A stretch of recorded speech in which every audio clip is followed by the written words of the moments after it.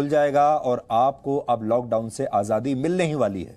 लेकिन ऐसा अब होगा नहीं, क्योंकि सरकार ने देश में लॉकडाउन को 2 और हफ्तों के लिए बढ़ा दिया है। 2 हफ्तों के लिए यानी 14 दिन के लिए। यानी अब देश को कुल मिलाकर 54 दिनों के लिए लॉकडाउन में रहना होगा। ये सब मिलाकर 54 दिन हो जाएंगे। पहली बार जब लॉकडाउन हुआ था वो 21 दिनों के लिए लागू हुआ था, फिर 19 दिनों के लिए इसे और बढ़ा दिया गया। लेकिन 3 मई के बाद अगले 14 दिनों के लिए भी देश में अब लॉकडाउन जारी रहेगा। यानी सरकार आपसे कह रही है कि अभी कुछ दिन और गुजारिए लॉकडाउन में। हालांकि इस दौरान रेड, ऑरेंज और ग्रीन जोन्स में शर्तों के साथ कुछ रियायतें आपको जरूर दी जाएंगी और इन रियायतों के बारे में हम आज आपको आगे बताएंगे। लेकिन पहले यह जान लीजिए कि सरकार को इतना बड़ा फैसला आखिर क्यों लेना पड़ा। सबसे पहली बात तो यह है कि अब तक के 6 हफ्तों के लॉकडाउन में से भारत को कोरोना वायरस के खिलाफ लड़ाई में काफी हद तक सफलता मिली है। लेकिन अगर 3 मई को एक साथ पूरे देश में लॉकडाउन हट जाता तो संक्रमण के मामले फिर से तेजी से बढ़ सकते थे। इसलिए लॉकडाउन को पूरी तरह से नहीं हटाया गया।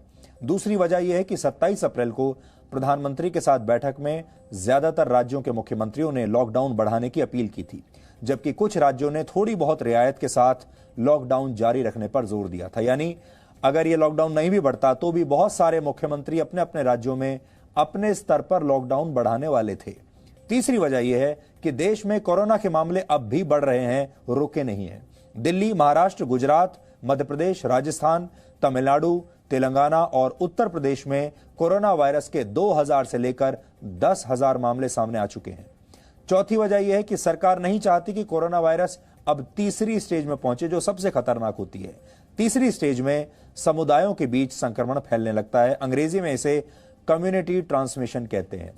पिछले करीब 1 हफ्ते से हर दिन कोरोना वायरस के 1500 से 2000 नए मामले आ रहे हैं। इसलिए सरकार को लॉकडाउन बढ़ाने का फैसला लेना ही पड़ा। और पांचवी वजह यह है कि लॉकडाउन हटाते ही बड़े पैमाने पर लोगों की आवाजाही शुरू हो जाती और संक्रमण के शिकार कई लोग ऐसे राज्यों या शहरों में पहुंच जाते जहां फिलहाल हालात नियंत्रण में है। इसलिए तीर्थयात्रियों, मजदूरों और पर्यटकों के लिए तो ट्रेन चलाई जाएंगी, लेकिन बाकी लोगों के लिए रेल यातायात और हवाई यातायात अभी भी बंद रहेगा। हवाई यात्रा पर भी ऐसे ही पाबंदी रहेगी और पब्लिक ट्रांसपोर्ट भी बंद रहेगा। सरकार लोगों के स्वास्थ्य का भी ध्यान रखना चाहती है और अर्थव्यवस्था को भी फिर से पटरी पर लाना चाहती है। इसलिए रेड, ऑरेंज और ग्रीन जोन के लिए अलग अलग नियम बनाए गए हैं। प्रधानमंत्री मोदी कह चुके हैं कि जान को भी बचाना है और जहान को भी चलाना है, और इसी बात को ध्यान में रखते हुए यह फैसला लिया गया है। प्रधानमंत्री मोदी पिछले कुछ दिनों से लगातार इस मुद्दे पर बैठकें कर रहे थे। 27 अप्रैल को मुख्यमंत्रियों से बातचीत करने के बाद आज प्रधानमंत्री ने वरिष्ठ मंत्रियों के साथ एक बैठक की। विशेषज्ञों की राय लेने के बाद लॉकडाउन बढ़ाने का फैसला लिया गया। हमारे देश में 733 जिलों को कोरोना संक्रमण के मामलों को देखकर रेड, ऑरेंज और ग्रीन जोन में बांटा गया है। इनमें 130 जिले रेड जोन में आते हैं, 284 जिले ऑरेंज जोन में आते हैं और 319 जिले ग्रीन जोन में आते हैं। ग्रीन जोन का मतलब है जहां पिछले 21 दिन में कोई नया केस नहीं आया है। रेड जोन वो है जहां लगातार मामले सामने आ रहे हैं, जहां स्थिति सबसे ज्यादा खतरनाक है। रेड जोन का निर्धारण इस बात से किया जाता है कि इन इलाकों में कितने एक्टिव केस हैं, कितने दिन में यहां मामले दुगने हो रहे हैं और यहां पर कितनी टेस्टिंग हो रही है और प्रशासन की टीमों का फीडबैक वहां पर क्या है। इसलिए जो सबसे खतरनाक जोन है वो है रेड जोन। रेड जोन का मतलब है यह खतरे का प्रतीक है। जो इलाके ग्रीन जोन या रेड जोन दोनों में नहीं है उन्हें ऑरेंज जोन में रखा गया है। हम आपको बताते हैं कि नई गाइडलाइंस के मुताबिक आपको 4 मई से क्या क्या छूट मिल सकती है। लेकिन उससे पहले आपको यह जानना जरूरी है कि कौन कौन सी सर्विस अब भी नहीं खुलेगी, फिर चाहे जोन कोई भी हो। 17 मई तक हवाई यात्रा नहीं होगी, ट्रेन नहीं चलेंगी, मेट्रो भी नहीं चलेगी, किसी राज्य की बस दूसरे राज्य में नहीं जाएगी। जरूरी सेवाओं से जुड़े लोगों को छोड़कर एक राज्य से दूसरे राज्य में आना जाना बंद रहेगा। स्कूल, कॉलेज बंद रहेंगे। Shopping mall, cinema hall, hotel, gym इत्यादि सब बंद रहेंगे। मंदिर, मस्जिद, गुरुद्वारे, चर्च सब बंद रहेंगे। धार्मिक, राजनीतिक, सामाजिक और खेल के कार्यक्रम बिल्कुल नहीं होंगे। शाम 7 बजे से लेकर सुबह 7 बजे तक जरूरी सेवाओं को छोड़कर कोई आवाजाही नहीं होगी।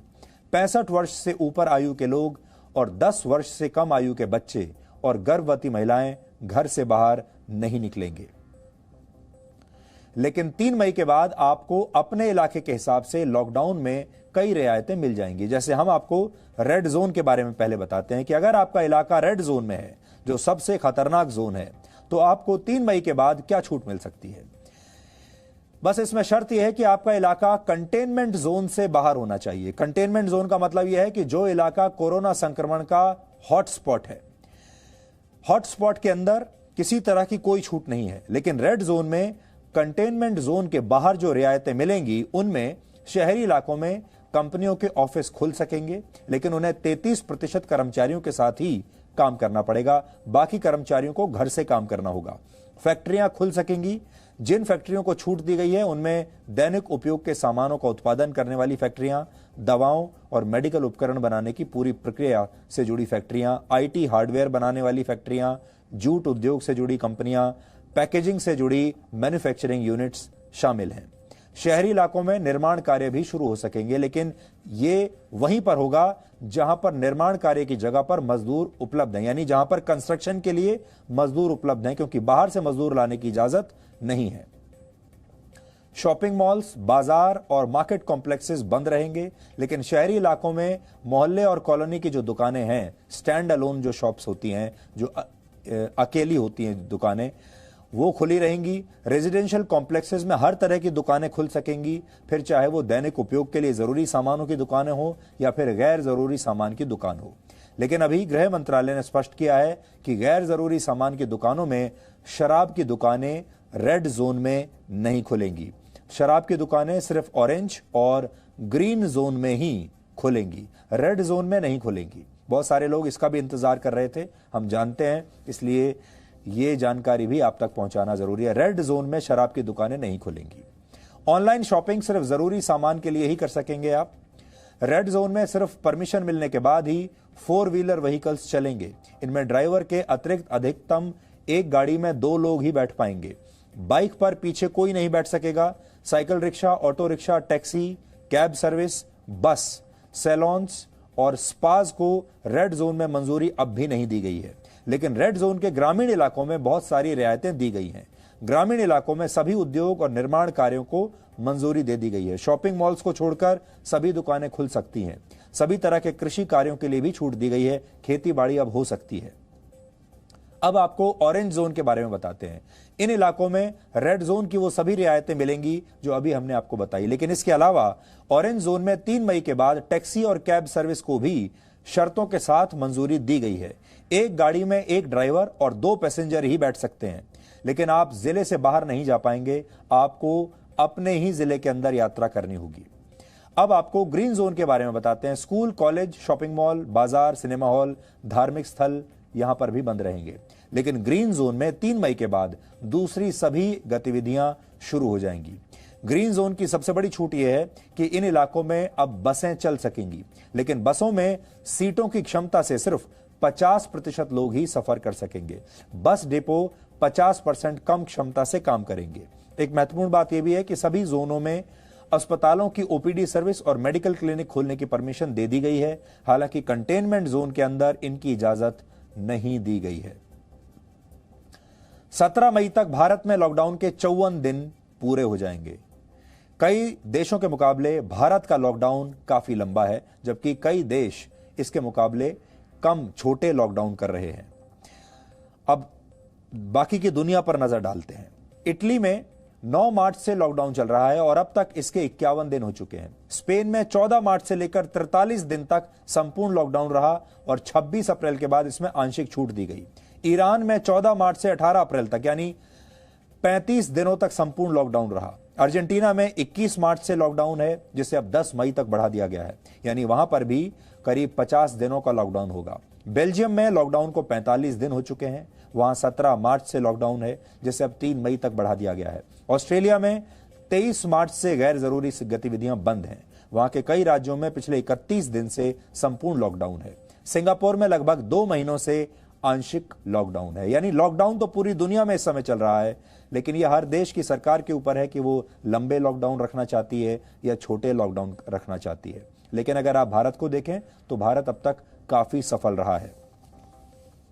यानी अगर 17 मई के बाद भी भारत में लॉकडाउन बढ़ाया गया तो हो सकता है कि इस मामले में भारत एक नया वर्ल्ड रिकॉर्ड बना दे। सबसे लंबा लॉकडाउन भारत में हो जाएगा।